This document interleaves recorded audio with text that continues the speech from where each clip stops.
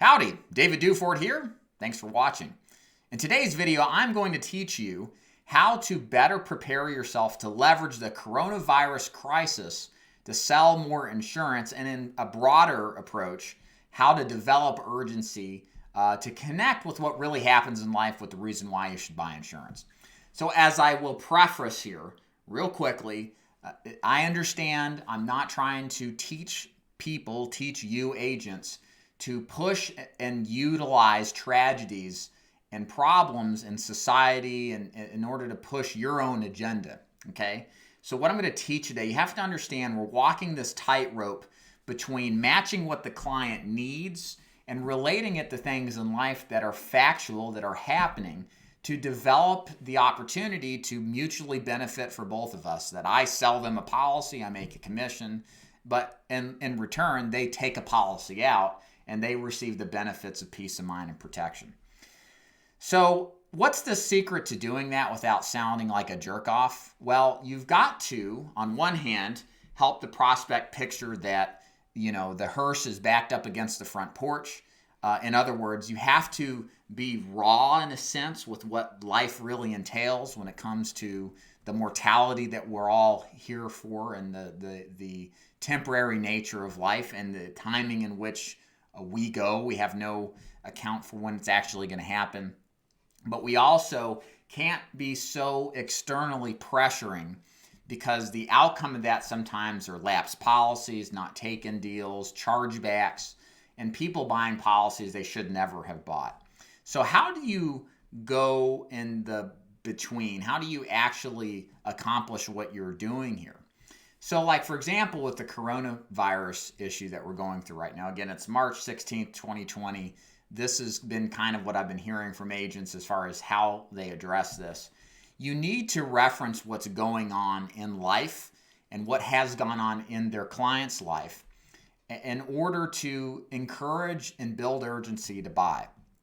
So you can do this without sounding like you're high pressure. Then the best way to really do it with the coronavirus is just ask them, so what were your thoughts, concerns when you sent the card back? Or why did you request this information? Why am I here today? When you ask a question like that, guess what? It's going to come up if you're right now in this time selling insurance. People are going to start saying, yeah, man, that's just the world we live in is crazy. And I don't feel protected right now. I feel really uneasy about having coverage. It will come out by itself. And then you can just ask questions. How do you feel about this coronavirus? Does it scare you?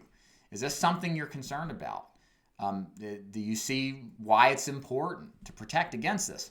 So you can ask questions in a tasteful fashion to encourage people to express their fears and emotions. If you think about this the right way, what you don't want to do is use fear tactics and scaremongering in a self-interested way. I want to sell in a way that the client is motivated by, and the best way a client's motivated by is their own personal fears, their own personal concerns, and identifying and letting them speak out about why it's important that they solve for that problem. And by asking these kind of open-ended questions to help you close deals, it encourages urgency, because nobody's feeling like they're under pressure as you sell them, because they're the ones providing the information. They're the one providing the emotion and concern. And people have a tendency to believe more when they talk than if they listen to somebody. So if they hear themselves saying, yes, I'm concerned, yes, I'm worried, I don't want to leave my family with a burden or a debt, they're closing themselves automatically, basically. So maybe you watch this in the future and wondering, okay, coronavirus is long past. What are the concerns? What are the other kind of techniques that you can do to build urgency to close more insurance policies today?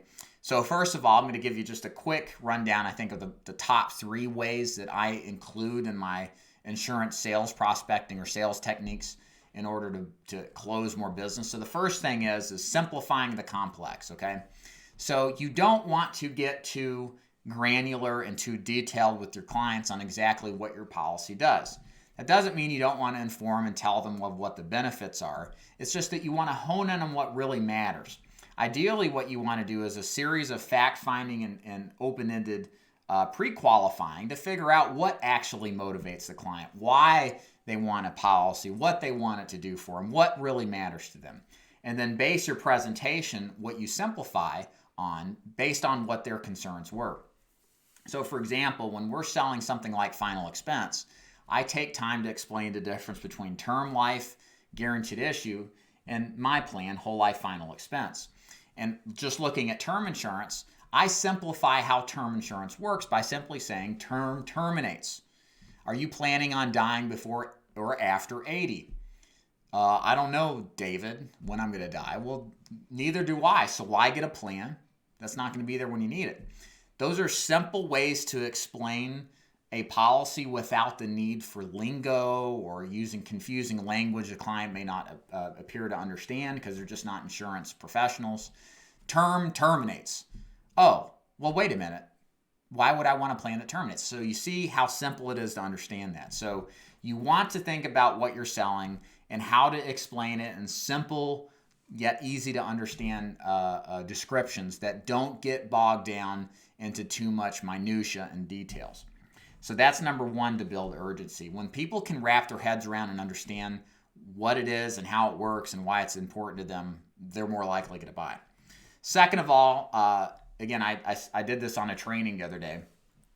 I asked everybody, I said, what is the number one most influential book of all time over the last 2,000 years, or really, I guess technically 1,700? That would be the Bible, right? Specifically the New Testament. People have gone to war and killed over the New Testament. And why has it been so influential? Simply because I believe in part, the New Testament, a lot of what's in there, Jesus speaks in parables. He speaks in stories.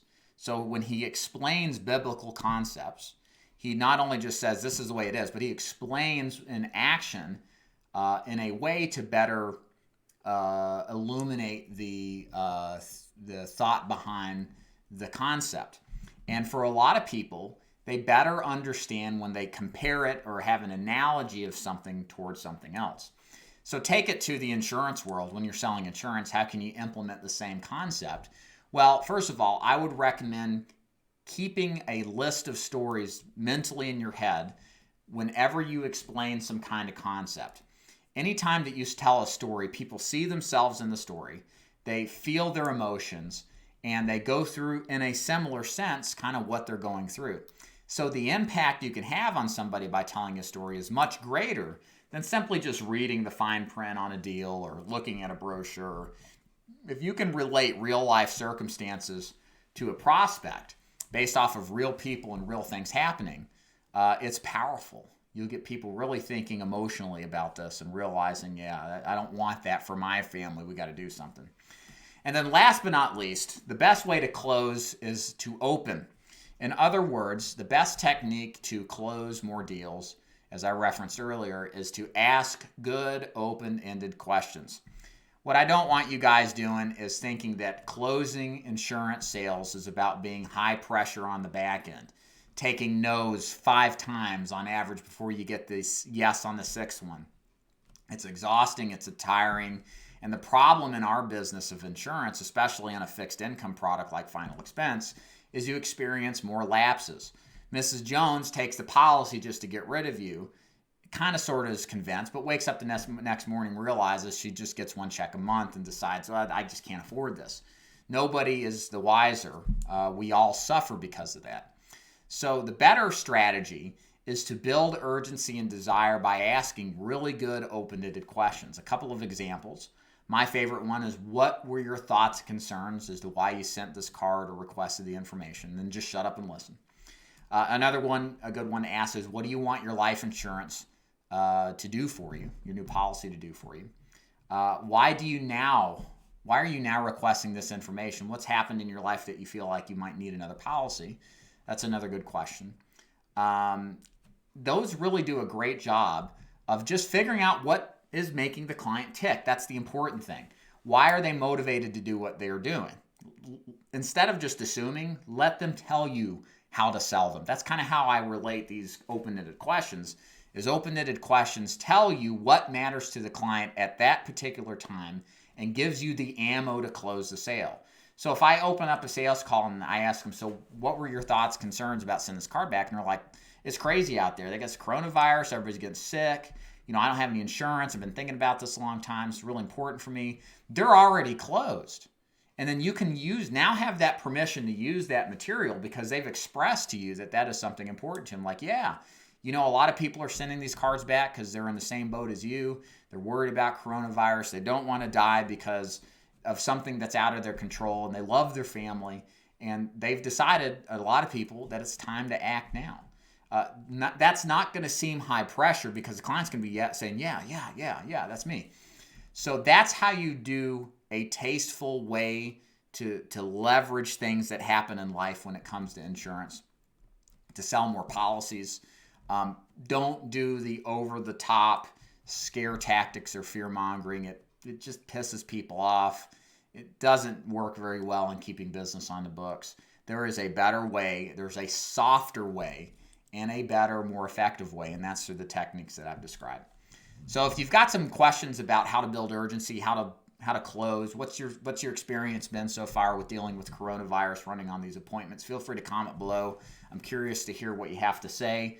I do hope you got some value out of this. I hope that this kind of helps you explain or understand urgency is really an important factor regardless of what's going on out there, to connect the reason to buy today with things that have happened or could happen. That is really the difference maker when it comes to selling a good lot of insurance. David Duford here. If you're interested in joining my agency, go to davidduford.com to learn more about how to do that. Ladies and gentlemen, thanks for your time. See you next time.